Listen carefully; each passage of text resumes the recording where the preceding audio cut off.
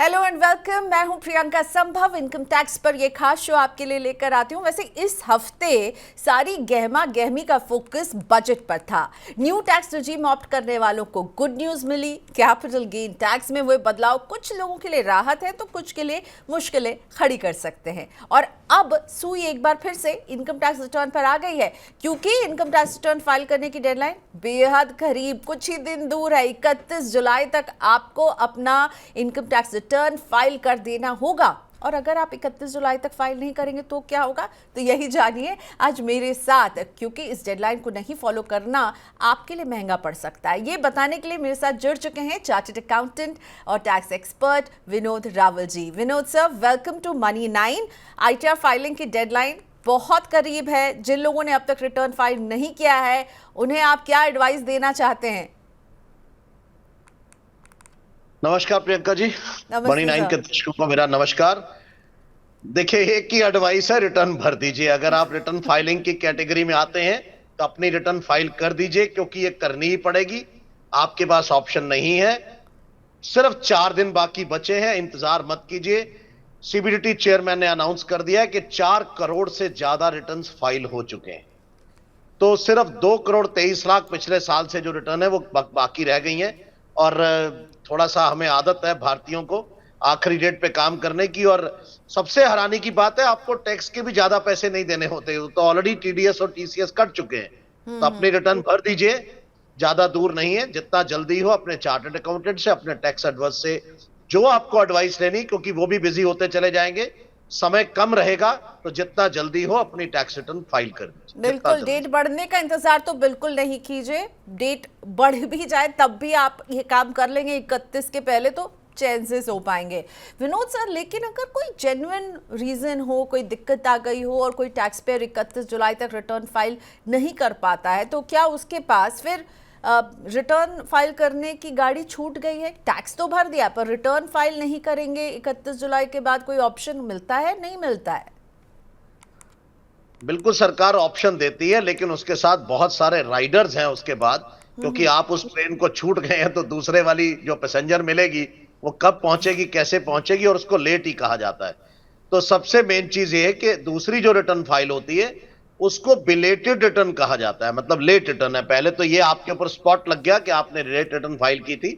दूसरा, इस बार सबसे इंपॉर्टेंट है कि आप ओल्ड टैक्स रिजीम को बिल्कुल भी ऑप्ट नहीं कर सकते 31 जुलाई के बाद। आपको सिर्फ न्यू टैक्स रिजीम में जाना होगा, जो डिफॉल्ट टैक्स रिजीम है। तीसरी बात, आपको अगर कोई आपके पास लॉस है किसी तरह का भी, भले ही वो शेयर से हुआ हो, प्रॉपर्टी के सेल से हुआ हो, अगर कोई लॉस है, वो आपको आने वाले सालों में उसका बेनिफिट नहीं मिलता है। उसका बेनिफिट ये होता है कि अगर आपको इस साल लॉस हुआ है और अगले साल प्रॉफिट हुआ है, तो सरकार आपको टैक्स में उसकी छूट दे देती है, और वो छूट कम नहीं होती। वो उसको, उससे भी आप वंचित रह जाएंगे। और सबसे जरूरी है कि आपको इंटरेस्ट और पेनल्टी तो देने ही पड़ेंगे। और सबके बाद अगर मैं कहूं, सबसे जो लीस्ट हमें सोचने की जरूरत है वो है कि अगर आपकी आय 5 लाख से कम है तो 1,000 रुपए कम से कम पेनल्टी देनी होगी, और 5 लाख से ऊपर है तो कम से कम 5,000 रुपए आपको पेनल्टी देनी होती है। और ये सिर्फ 31 दिसंबर तक आप फाइल कर सकते हैं। वो भी अगर आप मिस करते हैं तो फिर सरकार ने 2 सालों के लिए अपडेटेड रिटर्न का प्रोविजन किया हुआ है कि आप अपनी जो पुरानी रिटर्न से फाइल करिए। 25% टैक्स एक्स्ट्रा पे करना पड़ता है 1 साल के लिए, और 2 साल के लिए 50%। लेकिन वो एक एमनेस्टी की तरह है उसको। और मैं तो सलाह दूंगा कि बिल्कुल इन बातों को मत सोचिए और अपनी रिटर्न 31 जुलाई तक फाइल कर दीजिए। ठीक है, तो फिर नुकसान ये है कि भाई बिलेटेड रिटर्न भरेंगे, ओल्ड टैक्स रजीम आप नहीं छूट पाएंगे, जो डिफॉल्ट रजीम है उसके तहत भरना पड़ेगा, आप लॉस ऑफसेट नहीं कर पाएंगे। पेनल्टी के बारे में सर ने डिटेल में समझा दिया है, तो इन सब का ख्याल रखिए, भर डालिए, इतने सारी माथापच्ची में क्यों बढ़ना है। लेकिन आईटीआर अगर फाइलिंग कोई करता है, मतलब 31 जुलाई की गाड़ी छूट गई, अब वो 31 दिसंबर तक भरेंगे, तो फिर इसके नुकसान भी तो होंगे ना आयकर विभाग के ऊपर। एक तो आपका इंप्रेशन खराब हो जाएगा, मुझे लगता है विनोद सर। देखिए, आपने एक शब्द का इस्तेमाल किया था कि अगर किसी वजह से कुछ जेन्युइन रीजन, आपने एक शब्द का इस्तेमाल किया था अपने ओपनिंग रिमार्क्स में, तो जेन्युइन अगर है तो ठीक है, डिपार्टमेंट उसको एक्सेप्ट करता है कि आपके परिवार में कोई समस्या हो गई, कोई मेडिकल इमरजेंसी हो सकती है, किसी तरह की दिक्कतें हो सकती हैं, ओके। लेकिन तो आप पेनल्टी के साथ फाइल कर दीजिए, वरना बिल्कुल ये एक काला दाग तो है ही कि आपने इस साल में बिलेटेड रिटर्न फाइल की थी, और ये हमेशा लिखा रहता है। लेकिन उसके साथ साथ आप बिलेटेड रिटर्न जो फाइल करते हैं, तो मैंने जो ऊपर नुकसान बताए हैं कि आपको कैरी फॉरवर्ड लॉस नहीं मिलता, आप ओल्ड टैक्स रिजीम का ऑप्शन आपका खत्म हो गया, लॉसेस आपको नहीं मिलते हैं बाद में जाकर के, क्योंकि मान लीजिए किसी को 50 लाख का लॉस है और वो अगले साल में उसको प्रॉफिट हो रहा है 50 साल का, अगले 8 साल में, तो 50 लाख पर जो टैक्स का लगना था वो बिल्कुल नहीं लगता है। तो ये कम नुकसान नहीं है, तो बिल्कुल ध्यान रखिए इस बात का। अच्छा, अब ये बताइए, हमने तो टैक्स पेयर्स को कह दिया कि भाई रिटर्न फाइल कर दीजिएगा टाइमली, पर कई टैक्स पेयर्स, यहाँ तक कि आपकी community CSB income tax filing portal में दिक्कत की शिकायतें लगातार सोशल मीडिया प्लेटफॉर्म एक्स पर कर रहे हैं। आपने भी इस तरह की दिक्कत महसूस की है क्या, और आप उन्हें क्या कहना चाहेंगे? ये अभी तक खामियां दूर नहीं हुई हैं? देखिए, मैं एग्जाम्पल दूंगा आपको कि किसी व्यक्ति को दर्द हो रहा था हाथ में, तो वो डॉक्टर के पास गया कि मेरे हाथ में दर्द है, ठीक कर दीजिए। तो सामने वाले ने उसको 2 चप्पड़ लगाई, बोला अब दर्द किधर है? तो उसने बोला अब दर्द चेहरे पे है। बोला हाथ का ठीक हो गया, उसके पैसे दे दो। तो इनकम टैक्स पोर्टल की ऐसी ही हालत है। हम प्रोफेशनल से तो मत पूछिए कि हमें कहां दर्द है, क्योंकि हम तो जो काम कर रहे हैं और बिल्कुल एक फौजी की तरह कर रहे हैं। हम लोग मान के चलते हैं कि हम इकोनॉमिक फ्रंट पे एक सोल्जर हैं और हमें ये काम करना है। तो हम अपनी दिक्कतों को, आपने नोटिस किया होगा, बहुत ज्यादा लोग डिस्कस नहीं करते। जो होना है वो होना है, लेकिन कहीं ना कहीं सरकार को चाहिए इस बात पे ध्यान दें। उनके जो पोर्टल्स के जो वेंडर्स हैं, उन्होंने नाम स्वयं बताए हैं, इन्फोसिस है, आईबीएम है, हिटैची है। मैं उनको कोई ब्लेम नहीं कर रहा हूं, लेकिन कहीं ना कहीं जब ये मालूम है कि ये 7 करोड़ 8 करोड़ लोग रिटर्न फाइल करते हैं, आपको ट्रैफिक का वॉल्यूम मालूम है, तो मुझे नहीं लगता कि कोई मुश्किल है। आपने गूगल, अगर 2 सेकंड के लिए आपका गूगल सर्च इंजन बंद हो जाता है तो हम पूरे देश में अफरा तफरी मच जाती है। लेकिन इनकम टैक्स का पोर्टल इतने कम लोगों के लिए भी मैनेज नहीं होता, तो कहीं ना कहीं कोई टेक्निकल खामियां हैं, बिल्कुल दिक्कतें होती है और बहुत प्रोडक्टिव टाइम वेस्ट होता है प्रियंका जी उसके अंदर। जिस चलिए, टाइम को हम कहीं यूज कर सकते थे वो प्रोडक्टिव टाइम वेस्ट होता है। वैसी तकलीफ होती है जैसे रेड लाइट पे खड़े खड़े होती है कि आप अपना समय बर्बाद कर रहे हैं, आप सीधा क्यों नहीं निकल पा रहे हैं। बिल्कुल। तो ये ग्लिचेस जो हैं अभी भी समस्या बने हुए हैं, और ट्रैफिक भी बढ़ जाता है इन आखिरी दिनों में, और सिस्टम कहीं ना कहीं हैंडल नहीं कर पाता है, ये जो है क्लियरली सुनने में हमें मिल रहा है। अब ये बताइए कि इनकम टैक्स पोर्टल में अब गड़बड़ी हो रही है, इसमें टैक्स पेयर की क्या गलती है? तो इस वजह से आईटीआर फाइलिंग की डेडलाइन बढ़ाने की मांग जायज है या नहीं है? देखिए, मैं ये नहीं कहूंगा कि मांग नाजायज है, इसमें बिल्कुल मैं नहीं कहूंगा। लेकिन जैसे हम कभी डिस्कस करते हैं मिनिस्ट्रीज के साथ और स्टेक होल्डर्स के साथ, तो हमें यही जवाब मिलता है कि समय से फाइल कर दीजिए, आप क्यों लास्ट डेट तक वेट कर रहे हैं। लेकिन मैं कहूंगा कि ये मेरा राइट है, अगर मैं 31 जुलाई को भी फाइल करना चाहता हूं और मेरी ड्यू डेट है, तो आपको अपने सिस्टम को इंप्रूव करना होगा कि आप सिस्टम कैसे मुझे प्रोवाइड कराएं कि मैं अपनी रिटर्न उस पर टाइम पे फाइल कर सकूं। कम से कम मुझे इतना राइट तो है अपना मांगने का। तो बिल्कुल मैं कहूंगा कि फाइल तो करें, लेकिन डेडलाइन मुझे लगता नहीं है कि सरकार आगे बढ़ाएगी। ना तो ऐसा एक्सपीरियंस है इस सरकार का कि ये डेट बढ़ाते हैं, ना इस तरह के कोई चांसेस दिखाई दे रहे हैं ऐसे, और कोई कारण दिखता नहीं सिवाय टेक्निकल ग्लिचेस के। तो कहीं ना कहीं इंप्रूवमेंट चाहिए, उस सिस्टम को इंप्रूव करना की जरूरत है। ओके, तो चलिए, ग्लिचेस हैं, अब इसका सामना करते हुए आपको अपना रिटर्न तो भर ही देना है। हो सकता है जहां आपको कुछ मिनट लगते, हो सकता है वहाँ आपको 1 घंटे का वक्त लग जाए, लेकिन भर दीजिएगा, क्योंकि डेडलाइन एक्सटेंशन के चांसेस नहीं है, उसके भरोसे नहीं बैठिएगा। चलिए विनोद सर, अब हम बढ़ते हैं अपने अगले सेगमेंट की तरफ, यानी कि इनकम टैक्स रिटर्न से जुड़े सवाल अभी तक हमारे पास आ रहे हैं लोगों के, जो जानना चाहते हैं कि वो रिटर्न फाइल करने जा रहे हैं तो अटक कहाँ रहे हैं, और जहाँ अटक रहे हैं उस समस्या का समाधान देंगे विनोद सर। विनोद सर, पहला सवाल आगरा से हम लेने वाले हैं डीके साहनी जी का, जो हमारे साथ फोन लाइन पर जुड़ चुके हैं शायद। मिस्टर साहनी, नमस्ते, स्वागत है आपका मनी 9 पर। जी जी, बताएं क्या जानना चाहते हैं सर आप? एक्चुअली ये जानना चाहते हैं कि जैसे जो फॉर्म 16 में एचआरए का जो डायरेक्शन है वो कंपनी दिखाना भूल गई है। अच्छा, तो कंपनी दिखाया नहीं है, तो अब फॉर्म 16 में है नहीं है। अब हाउस रेंट तो एक्चुअल पे किया है, तो अब हम इनकम टैक्स रिटर्न में दिखाना चाहते हैं। तो अगर आप दिखाती है इनकम टैक्स रिटर्न में, तो क्या रेंट रिसीट वगैरह अभी भेजनी पड़ेगी या बाद में, कब भेजनी पड़ेगी उसकी रेंट रिसीट ट्रांसफर का प्रूफ वगैरह, पैसे ट्रांसफर का? हाँ हाँ समझ गई मैं। कैसे दिखाऊं? बिल्कुल बिल्कुल, चलिए आपकी परेशानी दूर करते हैं। इनफैक्ट आपको इसको लेके टेंशन में बिल्कुल नहीं रहना चाहिए। क्यों विनोद सर? साहनी साहब कह रहे हैं कि कंपनी सानी ने साहब नहीं देखिए, दिखाया। हाँ सानी साहब देखिए, ऐसा है, पहली बात तो आप अपनी कंपनी से रिक्वेस्ट करिए कि अगर वो किसी चीज को भूल गए हैं तो आपकी रिटर्न को रिवाइज करके एचआरए अलाउ कर दें। कोई मुश्किल काम नहीं है उनके लिए, वो अपनी रिटर्न को रिवाइज कर दें, आपको एचआरए आ जाएगा आपके फॉर्म 16 में, रिवाइज फॉर्म 16 इशू हो जाएगा आपको। पहला तरीका तो यह है, क्योंकि आयकर के पोर्टल पर कोई ऐसा प्रोविजन नहीं है किसी भी तरह की अटैचमेंट का कि आप वहां कोई अटैचमेंट लगा सके। वहां तो खाली आप क्लेम कर सकते हैं, और मैं अपने एक्सपीरियंस से आपको कह रहा हूं कि आपको ये claim income tax department allow नहीं करेगा। तो आपको बेस्ट यही है कि आप अपने एम्प्लॉयर से फॉर्म 16 को ही रेक्टिफाई करा लीजिए।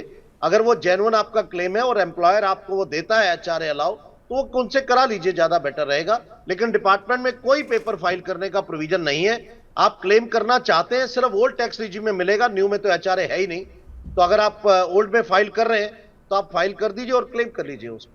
ओके, तो अपना रिटर्न फाइल करते वक्त तो ये उसको डाल सकते हैं राइट, अगर फॉर्म 16 में नहीं है। फिर आपको लग रहा है दिक्कत होगी, शायद नहीं मिलेगा ये फायदा इनको। अलाउ, डिपार्टमेंट अलाउ नहीं। ओके ओके सानी साहब, तो आपको रिवाइज करवाना चाहिए अपना फॉर्म 16, क्योंकि आपको रिटर्न में भी कुछ भी अटैचमेंट अलाउड नहीं है। तो आपको ये एक बार एम्प्लॉयर से बात करके रिवाइज करने की कोशिश कीजिए। अगला सवाल अक्षय आनंद का। अक्षय पूछ रहे हैं कि इनकी मदर जो है वो हाउसवाइफ है और उनके पास इनकम का कोई सोर्स नहीं है, लेकिन पिछले फाइनेंशियल ईयर में उन्हें एक शॉर्ट टर्म कैपिटल गेन लगभग 1,78,000 रुपए का हुआ है। क्या मुझे उनका आयकर रिटर्न दाखिल करना चाहिए, और अगर हाँ तो मुझे कौन सा रिटर्न चूज करना होगा? अक्षय आनंद साहब, क्योंकि उनकी आय 2,50,000 जो बेसिक एग्जम्पशन लिमिट है उससे भी कम है, तो आईटीआर की इनको कोई आवश्यकता नहीं है। कंडीशन ये कि उनका अगर कोई टीडीएस कटा है किसी तरह का, फिर आपको जरूरत पड़ेगी अपना रिफंड लेने के लिए। अदरवाइज तो आपको जरूरत नहीं है कि आप 1,78,000 रुपए में आपको रिटर्न फाइल करने की जरूरत नहीं है, क्योंकि आप 2,50,000 से कम कमाते हैं। ओके, सो अक्षय जी, आपकी मदर को आईटीआर फाइल करने की कोई आवश्यकता नहीं है। 2,02,500 से कम का ये गेन हो रहा है, तो इसीलिए आपको बिल्कुल चिंता करने की यहाँ पर ज़रूरत नहीं है अपनी मदर के लिए। अब बढ़ते हैं अगले सवाल की तरफ। प्रेम कुमार सिंह जी जानना चाहते हैं कि अगस्त 2023 में ये रिटायर हुए हैं, पेंशन नहीं मिलती है, इसलिए पूरा पैसा इन्हें मिल गया है जब रिटायर हुए। तो इसमें से इन्होंने 60 लाख रुपए जो हैं वो पोस्ट ऑफिस में जमा किए, और एक फ्लैट खरीदा है इन्होंने, 2010 में बुक किया था, जिसका पोजेशन अप्रैल 2024 में जाकर के मिला है। Oh my God. चलिए, और इसके लिए 10 लाख कर्ज मिल रहा था, पर मैंने 7.5 लाख लिया और कर्ज का भुगतान भी कर दिया था, तो लोन खाता बंद हो गया है। इस फ्लैट मिलने में देरी होने की वजह से जनवरी 2024 में दूसरा फ्लैट भी 40 लाख में इन्होंने खरीदा। इसके लिए मैंने कोई कर्ज नहीं लिया था। कृपया बताएं कि मुझे टैक्स में छूट मिलेगी, अगर हाँ तो कैसे? देखिए, पहले तो बधाई हो, कम से कम आपको पोजीशन मिल गया 2024 में। तो भले ही आपने 2010 में बुक किया था, तो जब आपको पोजीशन मिला है उससे पहले का जो इंटरेस्ट है, पहले तो आप उसको 5 इंस्टॉलमेंट्स पे क्लेम कर सकते हैं, जितना भी आपने इंटरेस्ट पे किया है। पोजीशन मिलने के बाद जो इनकम आपको आएगी उसमें आप रिबेट ले सकते हैं। और दूसरा, क्योंकि आपने ये पोजीशन के बाद का जो इंटरेस्ट है उसी पर आपको क्लेम मिलता है, और तो किसी तरह का मिलना नहीं है, तो टैक्स की छूट मिलेगी अगर आप इस प्रॉपर्टी से कोई रेंट कमाते हैं। क्योंकि न्यू टैक्स रिजीम में interest on borrowed fund section 24 का रिबेट सेल्फ ऑक्युपाइड प्रॉपर्टीज से हटा लिया गया है, और रेंटल के केस में ही सिर्फ अवेलेबल है। तो अगर आप ओल्ड में हैं तो 2 लाख तक का रिबेट ले सकते हैं, लेकिन अगर आप न्यू में हैं तो वैसे भी नहीं मिलना है, तो इसलिए आपको इसमें कुछ सोचने की जरूरत नहीं है। पोजीशन के बाद में आप नॉर्मल कीजिए, उससे पहले वाले को 1/5 कर दीजिए। ओके, जो अगला क्वेश्चन है, मैं थोड़ा सा कंफ्यूज हूँ, शामिल करूँ कैसे करूँ, क्योंकि इनका नाम जो है इन्होंने हमें नहीं दिया, पर सवाल आ गया है सर। तो मैं चाहूँगी इनका सवाल हम ज़रूर पूछें आपसे। इन्होंने पूछा था कि आईटीआर में ईमेल आईडी कॉलम में पति का ईमेल लिखना ठीक रहेगा, क्योंकि मैं, यानी कि ये पत्नी है जो सवाल पूछ रही है, अपने म्यूचुअल फंड अकाउंट में पति के ही ईमेल आईडी को यूज़ करती हूँ। तो क्या जब वो रिटर्न भरेंगी तो उसमें भी हस्बैंड के ईमेल आईडी को दें या उनके पास एक अपना ईमेल आईडी होना ज़रूरी है? और इसलिए मुझे लगा ये इम्पॉर्टेंट है क्योंकि अभी थोड़े समय पहले हमने देखा कि म्यूचुअल फंड अकाउंट्स को सरकार ने, जब सेबी रेगुलेटर ने कहा कि भाई सबके KYC और सब कुछ इन प्लेस होनी चाहिए, हालांकि वो रूल वापस ले लिया गया था, उसमें ईमेल आईडी पे बड़ा जोर था। तो अब ये निवेश करती हैं म्यूचुअल फंड में हस्बैंड के ईमेल आईडी से। ITR में जब मेंशन करना है तो क्या करें, हस्बैंड का ईमेल आईडी दें? पहली बात तो प्रियंका जी, ये इन्हीं को पता है इनके पति का ईमेल है, क्योंकि मुझे ऐसा लगता है कि भले ही नाम उनका है पर इस्तेमाल यही कर रही हैं, क्योंकि म्यूचुअल फंड में भी इन्वेस्टमेंट उसी ईमेल से कर रही हैं। तो उसमें कोई इनकम टैक्स को किसी तरह से कोई दिक्कत नहीं है, क्योंकि जब ये वहां ईमेल के लिए रजिस्टर करने के लिए जाएंगे तो पूछता है कि ईमेल किसका है। तो आप प्लीज उस पर मेंशन कर दीजिए मेरे स्पाउस का है, वहां कॉलम है इस तरह का, स्पाउस रिप्रेजेंटेटिव, काफी लोगों का ऑप्शन दिया हुआ है, इवन फ्रेंड भी है, तो मेंशन कर सकते हैं और ये बिल्कुल दे सकते हैं। लेकिन ये मान के चलिएगा कि आयकर विभाग के सब नोटिसेस और सारा कम्युनिकेशन उसी ईमेल से होगा। तो ये ध्यान रखें कि इनके पति इनको बता दें कभी कोई नोटिस आए तो, ताकि उसका रिप्लाई दे सके, क्योंकि ये कल को ये ग्राउंड नहीं ले पाएंगे कि ये मेरा ईमेल नहीं था, क्योंकि इन्होंने डिस्क्लोज किया, उसको डिक्लेयर किया, तो उसी पर कम्युनिकेशन होगा। चलिए, अब अगला सवाल पूछने के लिए हमारे साथ KB पवार फोन लाइन पर हैं, कल्याण से जुड़ रहे हैं। पवार सर नमस्ते, वेलकम टू मनी 9। क्या है आपका सवाल इनकम टैक्स रिटर्न पर? मेरा सवाल है कि मेरी लड़की सर्जन है और जॉब करती है जी। तो उनको कॉन्ट्रैक्ट में जॉब मिला है, तो उनको प्रोफेशनल फी दिया जाता है और फॉर्म नंबर 16 पे उसको 194 JB के अंडर में 10% टैक्स डिडक्शन किया है और रिटर्न फाइल करते वक्त उसको एज ए सैलरी पर्सन पकड़ा जाएगा क्या, और 50,000 का उसको स्टैंडर्ड डिडक्शन का बेनिफिट मिलेगा क्या? ओके, ठीक है। विनोद सर बताइए, पवार जी की बेटी की टैक्स लायबिलिटी क्या होगी? देखिए, आपकी बेटी डेंटिस्ट है, 194 JB में उनका TDS कटता है। जहां तक आपने स्टैंडर्ड डिडक्शन की बात की है, वो सिर्फ मिलता है जिनका डिडक्शन 192 में होता है, मतलब सैलरी में। क्योंकि वो सैलरीड एम्प्लॉय नहीं है तो उनको स्टैंडर्ड डिडक्शन नहीं मिलेगा। वो बाकी के एक्सपेंसेस ले सकती हैं सेक्शन 36, 37 में जो भी हैं, जो बिजनेस और प्रोफेशन के हैं, लेकिन उनको सैलरी का जो डिडक्शन है वो नहीं मिलेगा। तो कृपया करके वो क्लेम ना करें, नहीं तो उनको दिक्कत होगी। उनको वैसे भी अदरवाइज वो सेक्शन 44 ADA यूज करें, जिसमें 50% उनको इनकम दिखानी होती है प्रोफेशनल्स के लिए। प्रिजम्पटिव स्कीम सरकार की है। सेक्शन 44 ADA वो प्रोफेशनल्स के लिए, डॉक्टर्स, चार्टर्ड अकाउंटेंट्स, लॉयर्स और अदर प्रोफेशनल्स के लिए है। उसके अंदर टोटल रिसीट्स का 50% अगर वो प्रॉफिट इनकम दिखाते हैं तो प्रिजम्पटिव टैक्स स्कीम में जा सकते हैं, वहां चले जाएं, उनको 50% रिबेट मिल जाए। ओके, सो 44 ADA जो है उससे आपको ज़रूर मिलेगी मदद मिस्टर पवार, लेकिन स्टैंडर्ड डिडक्शन के लिए आपकी डॉटर एलिजिबल नहीं है, तो ख्याल रखिएगा, गलती मत कीजिएगा। चलिए, अगला सवाल पुणे से पूछ रहे हैं पंकज। बहुत इंटरेस्टिंग क्वेश्चन है विनोद सर। ये पंकज जी ने हमें बताया कि इंटरनेट पर इन्होंने कई वीडियोस देखे हैं जहां बताया जा रहा है कि टैक्स सेविंग के लिए अपने लॉस वाले शेयर्स को बेचकर फिर तुरंत शेयर खरीद लीजिए उसी पैसे से, तो नेट प्रॉफिट कम हो जाएगा और टैक्स कम लगेगा। अगर वो स्टॉक्स अच्छे हैं और लॉन्ग टर्म का नजरिया हो तो क्या ये बात सही है, ऐसा करना चाहिए? क्या एडवाइस देंगे? क्योंकि अभी देखिए हमारी सरकार, हमारे जो कैपिटल मार्केट के रेगुलेटर हैं, वो बार बार आगाह कर रहे हैं कि लोग जो है इस तरह की ट्रेडिंग, इंट्राडे ट्रेडिंग वगैरह जो कर रहे हैं उसके लिए, और ये जो इन्होंने एक रास्ता बताया, क्या सही है सर ये? एक्चुअली तो पंकज जी, ये प्रियंका जी को किसी और शो में लेना चाहिए था इस क्वेश्चन को, कि टैक्सेशन से कम है और स्टॉक से ज्यादा है, पर क्योंकि ये मेरे भी थोड़ा दिल के करीब है, ये लॉस हार्वेस्टिंग की आप बात कर रहे हैं। लॉस हार्वेस्टिंग में हम लोग क्या करते हैं, जितना आपका प्रॉफिट आ रहा है और अगर मेरे कुछ अनरियलाइज्ड लॉसेज हैं, मतलब मेरे शेयर्स हैं जिनके ऊपर मुझे लॉस दिखाई दे रहा है मेरे डीमैट अकाउंट में, तो मैं उनको सेल कर देता हूं। तो ड्यूरिंग द ईयर जो मेरा प्रॉफिट है वो कम हो जाता है, मतलब जो सरकार को मुझे 20% टैक्स या 12.5% देना है जो नए लॉ के हिसाब से 23 जुलाई के बाद, वो मेरा वो टैक्स कम हो जाता है, क्योंकि मेरा नेट प्रॉफिट जो है वो कम हो गया। मेरा इसको एग्जांपल से अगर दे तो 100 रुपए का प्रॉफिट रियलाइज हो चुका और अनरियलाइज्ड 50 रुपए का लॉस पड़ा हुआ है किसी पर्टिकुलर शेयर में, तो मैंने दोनों को सेटअप करके जब 50 रुपए पर मुझे टैक्स देना होगा और शेयर मैंने दोबारा खरीद लिए वो, तो मेरे वो शेयर्स दोबारा से मेरे पास स्टॉक में भी आ गए उसमें, लेकिन आपको ब्रोकर को कमीशन दोनों तरफ देना होगा, बेचने पर भी खरीदने पर भी सरकार को STT देनी होगी। लेकिन एज पर टैक्स लॉज इसमें कोई प्रॉब्लम नहीं है। और प्रियंका जी, ये वो वाला केस नहीं है F&O और इंट्राडे वाला, ये लॉस हार्वेस्टिंग और टैक्स प्लानिंग है। ये इसको ये लॉ परमिट करता है, कोई बुराई नहीं है। ओके, चलिए। सो पंकज जी, आप सेफ जोन में हैं, आपने ठीक समझा है। और विनोद सर भी कह रहे हैं कि ठीक है, इसमें लॉस हार्वेस्टिंग, इनफैक्ट मुझे लगता है ना विनोद सर, इस पर हमें और बात करनी चाहिए, किसी और शो में आपको बुलाते हैं इस पर ना। कई और लोग भी पूछते हैं मुझसे ये सवाल, ये लॉस हार्वेस्टिंग करना सही रहेगा। सो आई थिंक हमें इसको थोड़ा और एक्सपैंड करके बात करना चाहिए। अभी फोकस रिटर्न पर करते हैं, क्योंकि इससे जुड़े सवाल हैं। अगला सवाल है मेरे पास, जिनका नाम हमारे पास नहीं पहुंचा था, और ये पूछ रहे हैं कि क्या रिटायर्ड पर्सन एटीसी के जरिए बचत कर सकते हैं? क्या एटीसी का फायदा एक रिटायर्ड पर्सन को मिल सकता है विनोद सर? जी बिल्कुल, कोई फर्क नहीं है इनकम टैक्स में रिटायर्ड और नॉन रिटायर्ड में। आप चिंता मत कीजिए, आप अभी टायर्ड नहीं है, बिल्कुल आप एटीसी भी ले सकते हैं, इनकम भी ले सकते हैं। आपको पेंशन आ रही है या कोई भी और इनकम आ रही है, आप एटीसी ले सकते हैं। लेकिन मैं फिर कहूंगा, सिर्फ ओल्ड रिजीम में, न्यू रिजीम में नहीं है। ओल्ड रिजीम में है तो अगर आप एक बार कंपेयर कर लीजिएगा, मुझे लगता है आपको जरूरत ही नहीं पड़ेगी, आप वैसे ही एंजॉय कीजिए। अब आपको पैसों को एंजॉय करने की जरूरत है, आप इन्वेस्टमेंट्स की और सेविंग्स की बात मत कीजिए। रिटायर्ड आप एंजॉय करिए।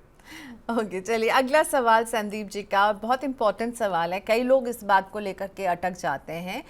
मृत व्यक्ति के आईटीआर फाइलिंग पर आपकी गाइडेंस चाहते हैं और जानना चाहते हैं कि क्या मृत व्यक्ति का इनकम टैक्स रिटर्न फाइल करना इम्पॉर्टेंट है, ज़रूरी है? मृत व्यक्ति का आईटीआर कौन फाइल कर सकता है और उसे कैसे फाइल किया जाए? देखिए, बहुत इंपॉर्टेंट क्वेश्चन संदीप जी आपने उठाया है, जो बिल्कुल दिक्कत आती है लोगों को। पहले तो अनफॉर्चुनेटली किसी के परिवार में कोई डेथ हो जाती है तो ये अपने आप में एक शॉकिंग होता है, क्योंकि परिवार जानता है कि उसके साथ क्या हुआ है। और उसके बाद जब इनकम टैक्स की भी बारी, जब हम लोग बोलते हैं कि इस पर टैक्स भी देना होगा, तो लिटरली उसके लिए डबल शॉक होता है। पर ऑन द अदर साइड ये जरूरी है, और जितने आयकर के प्रावधान हैं जब तक वो व्यक्ति जिंदा थे उन पर वैसे ही अप्लाई होते हैं। और अगर उनकी कोई आय थी उस पीरियड तक की तो उस पर रिटर्न भरने की जरूरत है। उसके लिए आपको सेक्शन 139 देखना होगा कि उनकी आय क्या 2.5 लाख रुपए से ऊपर जा रही है बेसिक एग्जम्पशन से, या किसी तरह का टीडीएस कटा हुआ है, उनका रिफंड देना है, या जो भी उसके अंदर कंडीशंस है उसको फुलफिल करते हुए रिटर्न फाइल। पहला सवाल का जवाब कि हाँ बिल्कुल रिटर्न भरनी होती है। दूसरी बात, इस रिटर्न को कौन भर सकता है? तो इसको लीगल हेयर जो है उनमें से कोई एक लीगल हेयर इस रिटर्न को फाइल कर सकता है।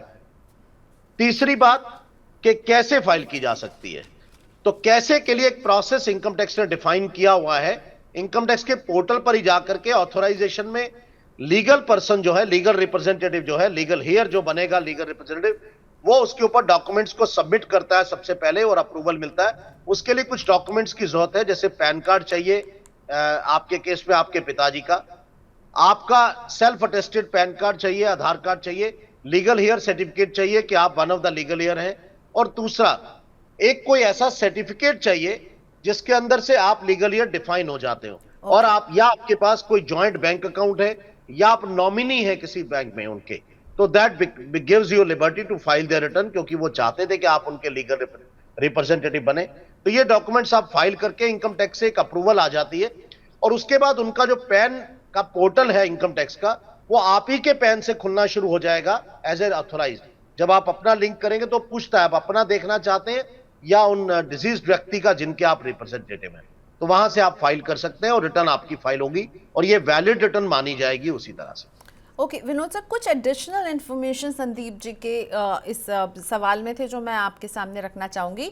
मई 2023 में इनके फादर की मृत्यु हुई है और उनकी जो कमाई थी वो टैक्स स्लैब की निर्धारित सीमा से कम है। Okay, so basic exemption limit जो है उससे कम है, और साथ ही में उनके कुछ जो है एफडी से ब्याज है जिस पर बैंक ने टीडीएस काट लिया है। तो अब उनको क्या आईटीआर भरना होगा अपने पिताजी का, और ये जो टीडीएस है इसका रिफंड का क्लेम करने के लिए क्या वो भरें इसे? जी बिल्कुल, रिफंड तभी मिलेगा जब रिटर्न फाइल करेंगे। टीडीएस कट गया, मैंने पहले भी कहा कि अगर कोई टीडीएस कटा है तो बिल्कुल रिटर्न भरने की आवश्यकता है, नहीं तो डिपार्टमेंट को नहीं मालूम उनकी कब डेथ हुई है और कैसे क्या, उनके पास डॉक्यूमेंट्स नहीं है। तो ये सबमिट करेंगे और उनका रिफंड भी इन्हीं को मिलेगा जो अप्लाई करेंगे, इन्हीं के बैंक अकाउंट में आएगा, अपने बैंक अकाउंट में ये उस रिफंड को ले सकते हैं। ओके, तो बिल्कुल भर दीजिए, इस रिफंड को आपको बिल्कुल ले लेना चाहिए। और साथ ही में क्या होगा, जब आप डिसीज्ड ITR भरेंगे तो फिर उनके सारे पैन आपके पैन से जो है वो कनेक्टेड हो जाएंगे और आगे फिर ये पता होगा कि चलिए आपने ये काम पूरा कर दिया अपने पिता का। All right, thank you so much Vinod sir. आज के शो को यहीं रैप अप करते हैं। अब तो ITR का ये सीज़न इस हफ्ते ख़त्म हो जाएगा और आई होप हम आपकी मदद कर पाए हों। इस पूरे महीने लगातार मैं और Vinod sir income tax return को आपके लिए सिंप्लीफाई करते आए हैं। इनकम टैक्स से जुड़े आपके सवालों को हम आगे भी लेते रहेंगे। आज के लिए इतना ही, दीजिए इजाज़त, नमस्कार।